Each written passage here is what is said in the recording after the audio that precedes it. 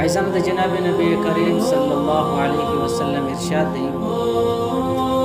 فرمایي چې کله یو سړی ګناه وکړي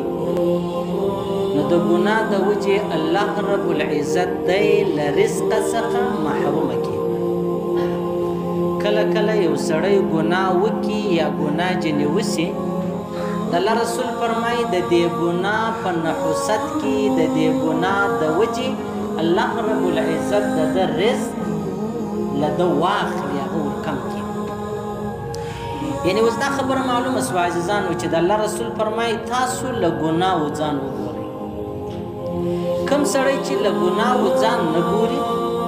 معلومه خبره ده یو الله جل ناراضه کېږي، بله خبره دا ده د الله د ناراضګۍ په نتیجه کې انسان جهنم ته رسېږي.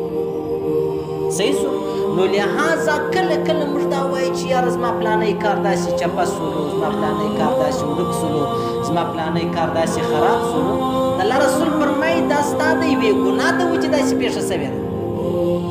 دا ستا د یوې ګناه د وجې داسې پېښه سوې ده. یو حدیث کې راځي پیغمبر علیه الصلاة وسلام فرمایي که دوه یاران سره خوابدي سو، که دوه یاران سره خوابدي سو،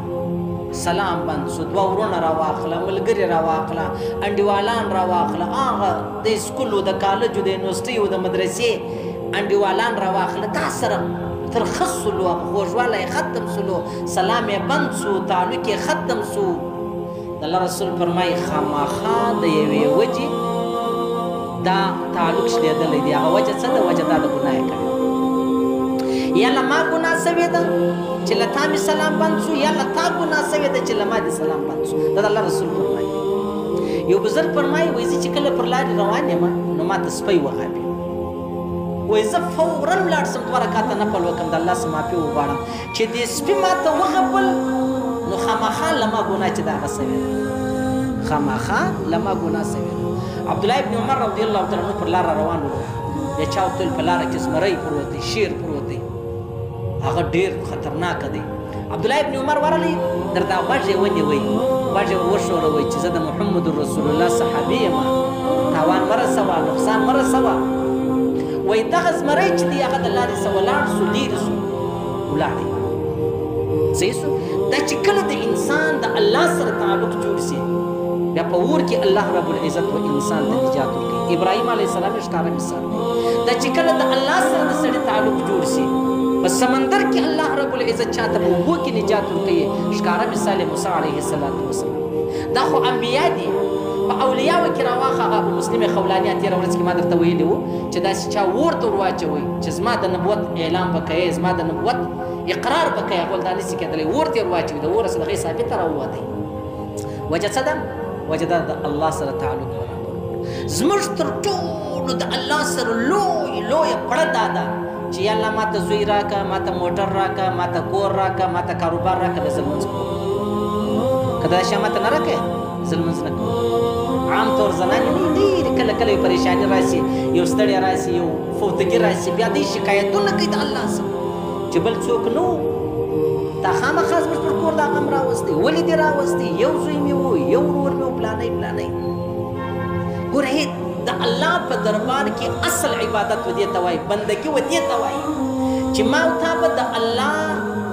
د جهنم د خوف د وجه عبادت نه کوو چې الله جهنم جوړ کړی دی، که نه بیا به زه دوزخ له ولاړ سم، نو ونه زه به عبادت وکړم. نه به په دې کوو چې یاره ونه سه الله ډېر غټ جنت پیدا کړی دی چې زه لمونځونه و عبادتونه وکړم بیا خدای ماته جنت راکوي. که د جنت دپاره دی دا خواهش پرسته دی، او که د جهنم د بیرې دی امام غزالي صاحب فرمایي دا بېرونتو کوي. ته به خاص د الله په خاطر لمونځ کوې، عبادت کوې. رابعه بصریې یو وخت دعا کوله، ولې الله جهنم وسوځه، ورک یې که، ختم یې که، جنت چې دی هغه واخله وایخله، ورک یې که، ختم یې که، بیا به هم زه ستا عبادت کوم. یا الله د جهنم د خوف یې نه کوم، د جنت د امید یې نه کوم چې الله به ماته جنت راکړي. صحیح سنو؟ څومره غټې خبرې دي. حضرت عمر فاروق رضی الله تعالی عنه یو ورځ وژړل، ولې الله ما چې څه ګناوې کړي دي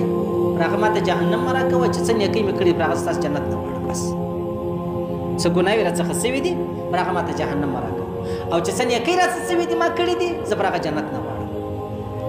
صحیح سو؟ نو موږ چې یو موږ بیرندو کې هم یو له جهنم د بیرې کار کوو، عبادت کوو. او موږ خواهش پرسته هم د جنت لپاره یې کوو چې یاره زه به جنت لره ولاړ سم او اصله بندګي چې دغه دا ده چې نه به جنت یې په مابینځ کې نه به جهنم یې صرف اور صرف د الله رضا دی ښکاره مثال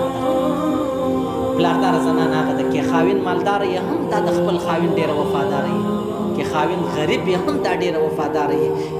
کې خاوین پر بستره پروت دی ناجوړه یې هم دا ډېره وفاداره یې د دې مقصد خاوین دی نور نه د روپۍ نه د صحت نه د مطلب د دنیا موټرانو کار دا شیان نه دې ته وفاداره وایي دغه سړی به بیا د خپل کور والا چې کله دی جوړ شي کله دی آباد شي بیا دی د خپل کور والا پرېږدي نو دغسې که ما ته د جهنم د بیرې نه د جنت د خواهشه نه د الله په خاطر عبادت وکړو دا اصل بندګي و دې ته ویل کېږي نو پیغمبر علیه السلام فرمایي کله کله د انسان په رزق کې کمی راشي کمی څنګه راشي هغه داسې راشي چې له ده یو ګناه سوې ده د هغه ګناه د وجې الله ربالعزت د رزق چې دی هغه د رزق هسې محرومه کوي اوس رزق نو خامخا خوراک و څښاک نه دی عزیزان عزت را واخله دغسې مطلب صحت را واخله دغسې خندا را واخله دغسې ملګري قریبان عزیزان را واخله دا ټولې خبرې په رزق کې شمارل کېږي دا ټولې خبرې په رزق کې شمارل کېږي نو د الله رسول فرمایي ان الرجل لا يحرم الرزق بالذنب یصیبه کله کله داسې پېښه شي چې انسان د ګناه د وجې د رزق څخه محرومه شي الله یو شی ورته ایښی دی چې دا شی درکوم بیا یې نه کې ورولې دلته د ګناه وکړله اوس زه خو نه یم په خبر چې د دې ګناه د وجې الله ربالعزت دا معامله راسره وکړه د الله رسول فرمایي و د ګناه د وجې راسره وکړه دا خبره ختمه شوه دا بل عبدالله بن مسعود رضی الله تعالی عنه ډېر نازنین صحابي دی د محمد رسول الله ډېر غټ خادم یې و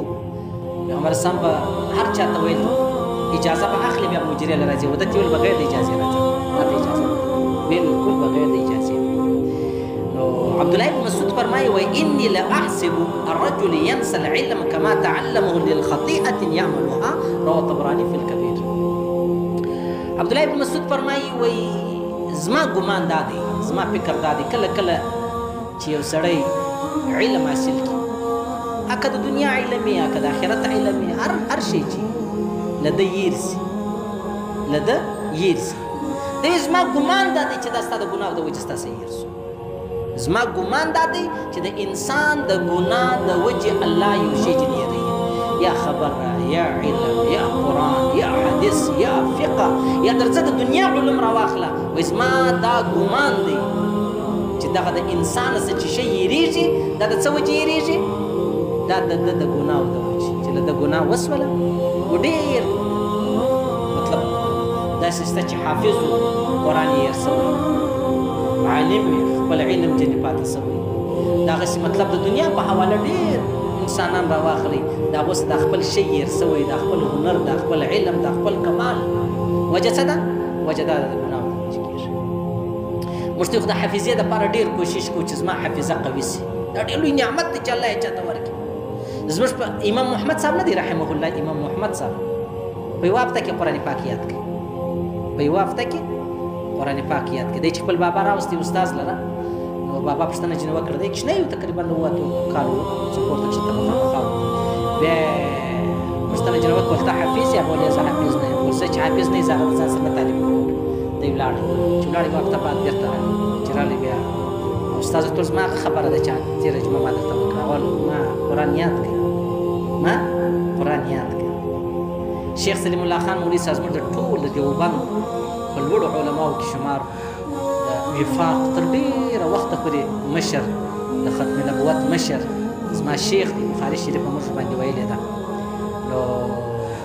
هغه په اووه ویشتو ورځو کې قرآن پاک یاد کړي په اووه ویشتو ورځو کې قرآن یاد کړي خلک نه یې کله کله وایي موږ د مولوي صاحب سره مناظره کوو نو زه هم شیخ سلیم الله خان مولوي صاحب زما څه امتحان اخیستی دی نو زه هغه پاس کړی نو ستا مناظره زه څه کوم که ته ما پیل کړې زه تا څه کوم که ته ما پاس کړې زه تا څه کوم ځکه ما د هغه سره یو کال تېر کړی صحیح شو نو دا ډېر غټ لوی نعمت دی د چا چې حافظه برابروي د چا چې حافظه برابروي